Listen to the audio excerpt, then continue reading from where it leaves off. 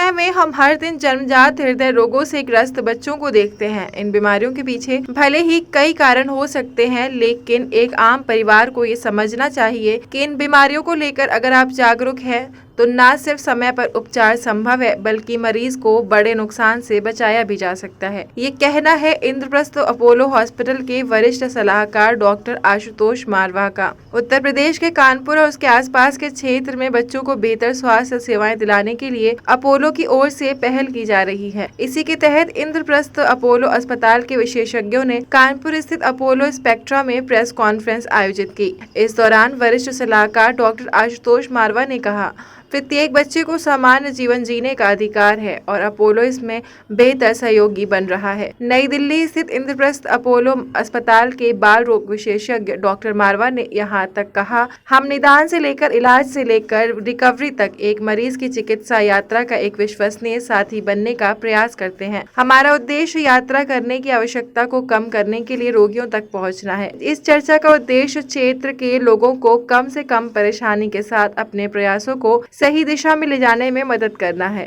हम जन्मजात हृदय रोग और उपलब्ध उपचार विकल्पों के बारे में जागरूकता पैदा करने का प्रयास करते हैं। प्रत्येक बच्चा सामान्य जीवन जी सके। हमारा उद्देश्य रोगियों को समय पर निदान और शीघ्र उपचार का लाभ प्रदान करना है। मैं डॉक्टर आशुतोष मारवा, मैं सीनियर पीडियाट्रिक कार्डियोलॉजिस्ट हूँ अपोलो नई दिल्ली में और करीब 20 साल से इस प्रोफेशन में हूँ। और यहाँ पर जो ये प्रेस कॉन्फ्रेंस हो रही है, ये हमारी ओपीडी अपोलो स्पेक्ट्रा में लॉन्च के लिए हो रही है। अब से मैं हर महीने में सेकंड सैटरडेज़ को अपोलो स्पेक्ट्रा में आउटरीच क्लिनिक करूँगा, जिसमें हम हार्ट से की बीमारी वाले बच्चों को देखेंगे, उनको ट्रीटमेंट ऑप्शंस देंगे और लेटेस्ट जो भी टेक्निक्स या टेक्नोलॉजी अवेलेबल हैं उनसे उन बच्चों का ट्रीटमेंट पॉसिबल करवाने की कोशिश करेंगे।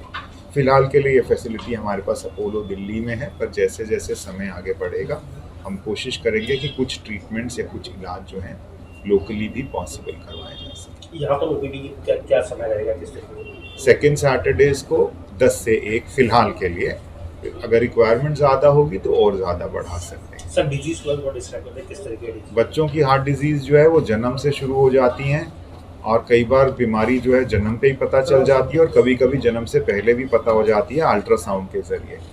तो हर बीमारी, उसमें कुछ छेद वाली बीमारियां होती हैं, कुछ गलत नसें जुड़ी होने की होती हैं, तो कई तरह की मालफॉर्मेशंस होती हैं जिनका इलाज कभी कभी केवल एंजियोप्लास्टी से या बैलून से हो जाता है, कभी कभी एंजियोग्राफी से हम लोग छेद बंद कर पाते हैं और कभी कभी मेजर सर्जरी की ज़रूरत पड़ती है। ओपन हार्ट सर्जरी की ज़रूरत करीबन 70% केसेस में पड़ती है और 30% केसेस में हम लोग एंजियोप्लास्टीज या एंजियोग्राफी से उस बीमारी का इलाज कर पाते हैं। कुछ सिम्टम्स जो सिम्टम्स होंगे बच्चों के, जो मेजर बीमारी वाले बच्चे होते हैं वो यूजुअली 15 दिन से 1 महीने के बाद उनकी सिम्टम्स आने शुरू होते हैं। और जो कॉमन सिम्टम्स होते हैं, बच्चे का थकना, दूध नहीं पी पाना, सांस फूलता है, दूध पीते हुए पसीने आते हैं, वज़न नहीं बढ़ता है, बार बार सर्दी खांसी होती है और वो हॉस्पिटलाइज होते हैं।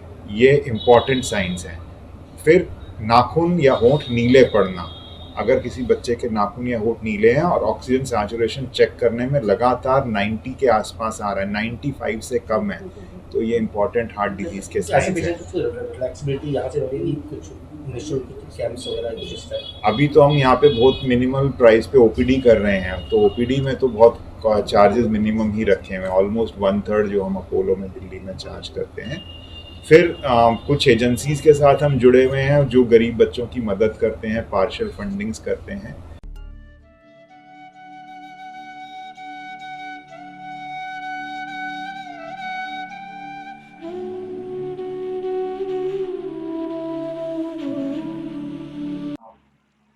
मैं doctor DK Singh, Sushila hospital and research centre, railway station Etawah की ओर से सभी जनपद वासियों को आगामी बकरीद और 15 अगस्त की हार्दिक बधाई देता हूँ।